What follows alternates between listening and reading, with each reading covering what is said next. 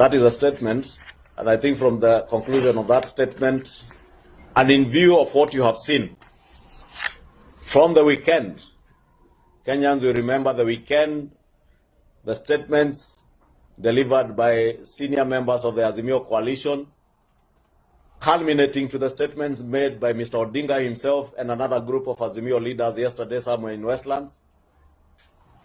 And the so-called dossier, which we are saying is nothing but political hogwash, is a well-choreographed campaign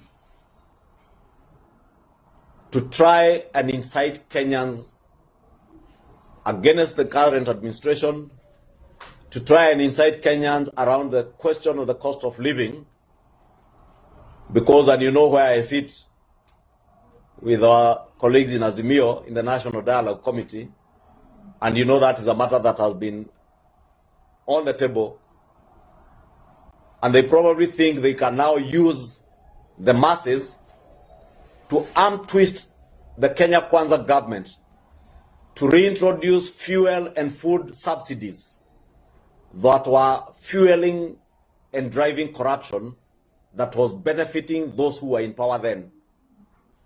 And because some of them had planned and knew the plans they had to perpetuate that culture of subsidies, especially around fuel, they imagined that they can use either the dialogue process or the hogwash that we have seen being billed as dossiers to blackmail government to institute or to carry on with the state capture charade of subsidizing fuel.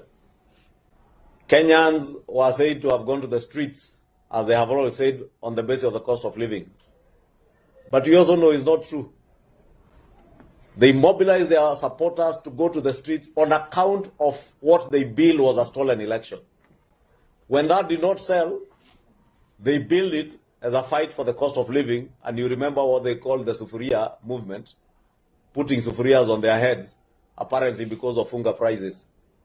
The desperation you see with Mr. ODINGA today and his ilk is because they can see and they can attest when they walk into supermarkets, the price of unga has gone down from a high of 230 shillings per 2 kg bag to a low of 145. Some brands as well as a 135.